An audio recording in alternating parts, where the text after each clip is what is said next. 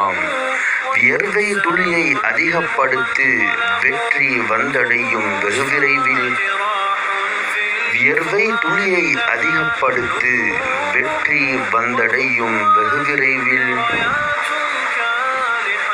ஆம், விடாமுயற்சி என்ற ஒற்றை நூல் சரியாக இருந்தால் வெற்றி எனும் பட்டம் நம் வசமே.